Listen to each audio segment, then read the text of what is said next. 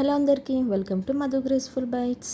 ఈరోజు మీకోసం మరొక హెల్దీ రెసిపీ తోటి మీ ముందుకు వచ్చేసాను.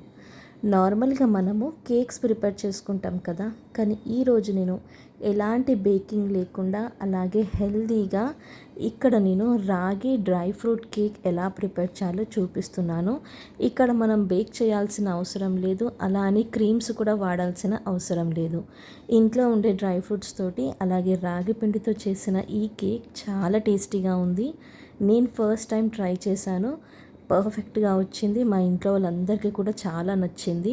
మీరు కూడా తప్పకుండా ట్రై చేయాలని ఈ రెసిపీ మీకోసం షేర్ చేస్తున్నాను.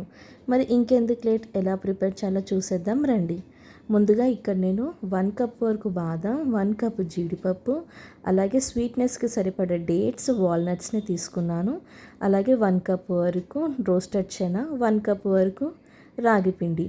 ఇప్పుడు మనము ప్యాన్లోకి 1 కప్ వరకు పల్లీలని తీసుకొని కంప్లీట్ లో ఫ్లేమ్లో వీటిని మనము చక్కగా ఫ్రై చేసుకోవాలి. హై ఫ్లేమ్లో వేయించుకుంటే పైన వేగిపోతుంది, కానీ లోపల మాత్రం అస్సలు ఫ్రై అవ్వదు. సో కంప్లీట్ లో ఫ్లేమ్లో ఇలా మంచిగా బ్రౌన్ కలర్ వచ్చేంత వరకు వేయించుకొని దీన్ని ఒక బౌల్లోకి తీసేసుకోవాలి. ఇప్పుడు అదే ప్యాన్లోకి 2 టీ స్పూన్ల వరకు నెయ్యిని యాడ్ చేసుకోవాలి. నెయ్యి వేసుకున్న తర్వాత మనము తీసి పెట్టుకున్న రాగి పిండిని వేసేసుకోవాలి. రాగి పిండి వేసుకొని మనము లో ఫ్లేమ్లో పచ్చివాసన పోయేంత వరకు ఫ్రై చేసుకోవాలి. ఒక 5 నుంచి 6 మినిట్స్ వరకు పడుతుంది. ఇలా మనం కంప్లీట్ లో ఫ్లేమ్లో మాత్రమే దీన్ని ఫ్రై చేసుకోవాలి.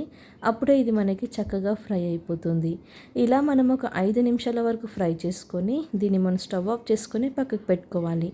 ఇప్పుడు ఒక మిక్సీ జార్ తీసుకొని దీంట్లోకి మనము ఫస్ట్గా డ్రై ఫ్రూట్స్ని వేసుకోవాలి. బాదాం, జీడిపప్పు, అలాగే రోస్టెడ్ శనగ కూడా వేసుకోవాలి. అలాగే మనము తీసుకున్న వాల్నట్స్ని కూడా వేసుకోవాలి. వేయించి పెట్టుకున్న పల్లీలను కూడా వేసుకోవాలి. ఫస్ట్గా మనం వీటిని వేసుకొని కోర్సుగా గ్రైండ్ చేసుకోవాలి. తర్వాత ఇది గ్రైండ్ చేసుకున్న తర్వాత ఇప్పుడు మనము డేట్స్ని కూడా వేసుకోవాలి. అలాగే మనం ఫ్రై చేసి పెట్టుకున్న రాగి పిండిని కూడా వేసుకోవాలి. తర్వాత దీంట్లోకి మనము 2 టీ స్పూన్ల వరకు కోకో పౌడర్ని కూడా వేసుకొని కొద్దిగా మనం నెయ్యి వేసుకొని గ్రైండ్ చేసుకోవాలి. ఇలా గ్రైండ్ చేసుకున్న తర్వాత మనం దీంట్లోకి పీనట్ బటర్ వేసుకుంటున్నాను. పీనట్ బటర్ వేయటం వల్ల స్వీట్నెస్ బాగుంటుంది, అలాగే టెక్స్చర్ కూడా మనకి కొంచెం సాఫ్ట్గా వస్తుంది. ఇలా పీనట్ బటర్ కూడా వేసుకొని మనం ఇలా గ్రైండ్ చేసుకోవాలి.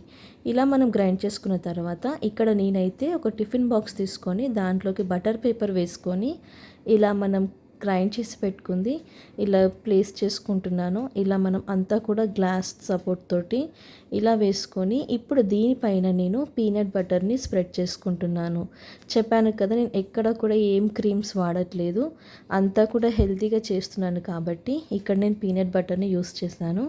తర్వాత దీనిపైన మనం కొద్దిగా ఇలా కోకో పౌడర్ని స్ప్రింకిల్ చేసుకోవాలి. ఒక హాఫ్ అన్ అవర్ వరకు మనము ఫ్రిడ్జ్లో పెట్టుకుంటే అంతా కూడా పర్ఫెక్ట్గా సెట్ అయిపోతుంది. హాఫ్ అన్ అవర్ తర్వాత దీన్ని మనం ఇలా పీసెస్ లాగా కట్ చేసుకొని సర్వ్ చేసుకోవటమే. అంతే అండి, ఎంతో టేస్టీ అయినా హెల్దీ అయినా రాగి డ్రై ఫ్రూట్ కేక్ రెడీ అయిపోయింది. చూసారు కదా, చాలా సింపుల్ ప్రాసెస్. ఎప్పుడైనా పిల్లలకు చేసి ఇవ్వాలి అంటే మీరు ఇలా హెల్దీగా ట్రై చేయండి, వాళ్ళు కూడా చాలా ఎంజాయ్ చేస్తారు. ఇంకెందుకు లేట్, మరి మీరు కూడా మీ ఇంట్లో తప్పకుండా ట్రై చేయండి. ట్రై చేశాక ఎలా కుదిరిందో కామెంట్ చేయండి. Thank you for watching Madhu graceful bytes. Bye.